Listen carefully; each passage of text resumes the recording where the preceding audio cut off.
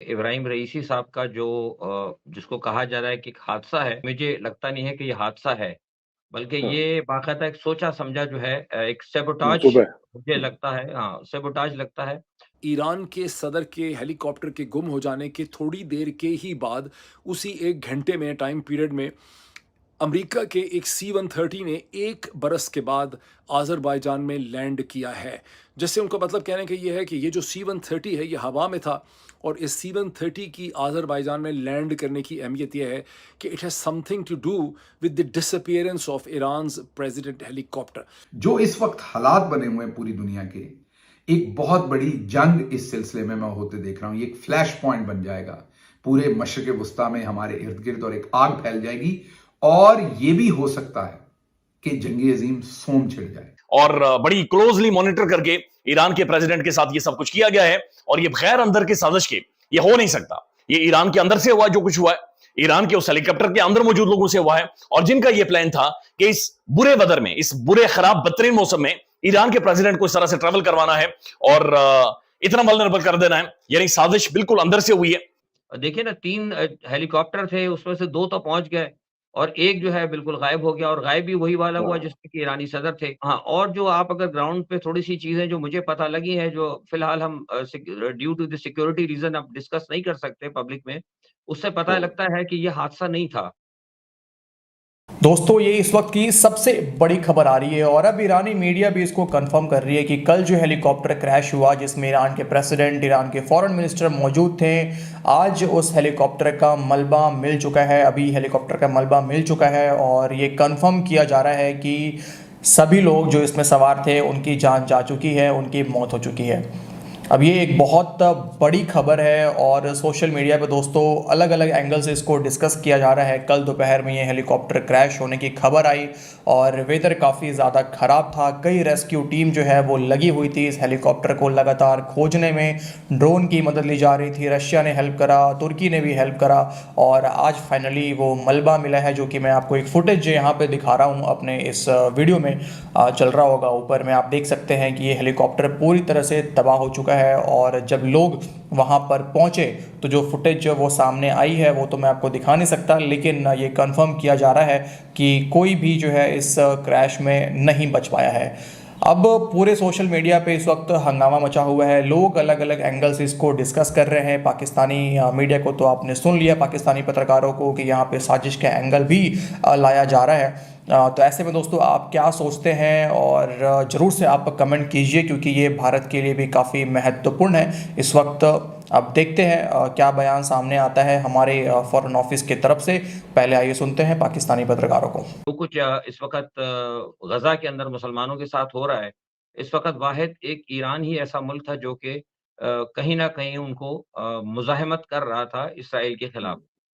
अच्छा, अब आपने जो कहा कि इसके असरात देखिए, इसके बड़े दूररस असरात होंगे। उसकी वजह ये है कि ये एक इंतहाई गैर मामूली जो है वाक़या है और उसकी एक वजह ये है कि आपको याद होगा, अगर आप थोड़ा-सा गौर करें सिर्फ़ 2 दिन पहले, तो 2 दिन पहले इब्राहिम रईसी साहब ने एक तकरीब में ये कहा था कि अगर इसराइल ने अपनी जारहाना कार्रवाइयाँ बंद ना की, ख़ास तौर पे उन्होंने रफ़ा के हवाले से कहा था हाँ। कि अगर हाँ। रफ़ा के अंदर इसराइल ने अपनी कार्रवाइयाँ बंद नहीं की, तो फिर ये है कि उनको नताइज भुगतना पड़ेंगे। तो हाँ। इस बयान के बाद जो है, आपको ये एक चीज़ को ज़रा गौर से रखना होगा। दूसरा, आपने एक बात और भी नोट की होगी कि अभी हाल ही में जो मुलाकात हुई थी 2 बड़े लोगों की, प्यूटन। फिलमुराद प्यूटन प्यूटन की और की शी और की।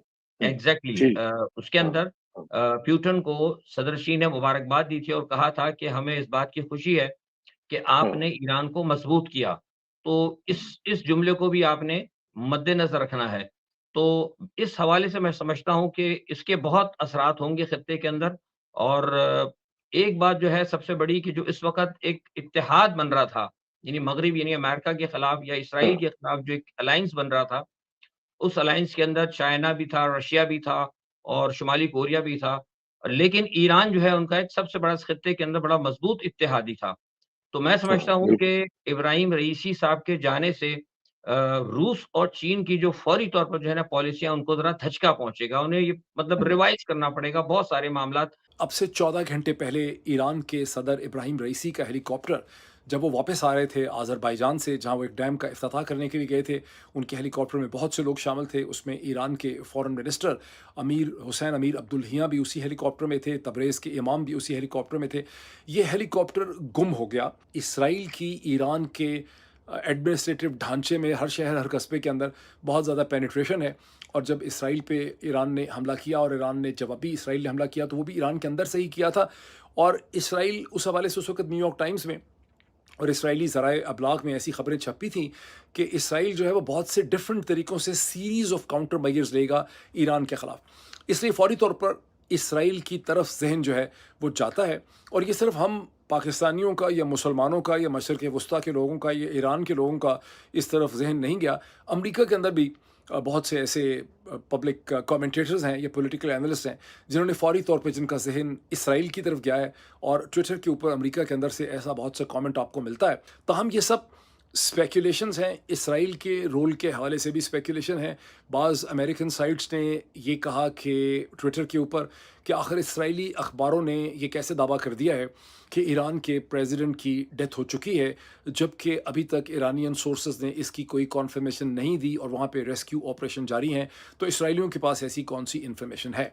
और अगर ईरानी प्रेसिडेंट की ये जहां बाग हो जाते हैं और इसमें फिर लगता है कि एक तो है ना कोई मौसम की खराबी, फॉग या किसी ऐसी वजह से हुआ, लेकिन अगर वाकई ऐसा होता है कि किसी इजराइल या किसी और मुल्क की हरकत की वजह से ये होता है, डायरेक्ट कोई मिसाइल मारने से या किसी भी तरीके से उनकी इन्वॉल्वमेंट होती है, तो फिर ईरान जाहिर है बदला लेना चाहेगा। और एक बहुत बड़ी जो है मैं वो जंग छिड़ते हुए इस सारे मामले में देख रहा हूं। इस वक्त ईरानी मीडिया भी इस एंगल को, कोई और एंगल तो डिस्कस बिल्कुल नहीं कर रहा है। फिलहाल अभी ईरान की तरफ से और कोई बयान सामने नहीं आया है। अब आगे आने वाले समय में जब ये पूरा मामला थोड़ा सा जो भी इनका रिचुअल्स है ये जब कंप्लीट हो जाता है, इसके बाद जब जांच होगा तब पता चलेगा कि क्या वाकई में ये ख़राब वेदर के कारण ही ये हादसा हुआ है या फिर इसके पीछे और भी कोई एंगल है। तो ये तो आने वाले समय में ही कंफर्म किया जा सकता है। लेकिन पूरे दुनिया भर में कई लोग जो है सोशल मीडिया पे अलग अलग एंगल को डिस्कस कर रहे हैं, और ख़ास करके पाकिस्तानी। तो ऐसे में देखते हैं दोस्तों क्या होता है। लेकिन ये बहुत बड़ी खबर है, और हमारे हिसाब से भी ये कोई अच्छी खबर तो है नहीं, क्योंकि भारत के जो रिश्ते ईरान के साथ अच्छे हैं, और आगे आने वाले समय में और भी कई सारे जो डील है वो होने जा रहे हैं भारत और ईरान के बीच में। काफ़ी सारे काम हैं जो भारत को ईरान के साथ मिलकर करना है। तो अब ऐसे में देखते हैं आगे माहौल जो है वो ईरान के अंदर कैसा बना रहता है। तो आप क्या सोचते हैं दोस्तों, कमेंट करके ज़रूर से बताइए, और प्लीज़ चैनल को सब्सक्राइब करें ताकि लेटेस्ट वीडियो आप सभी को मिलता रहे।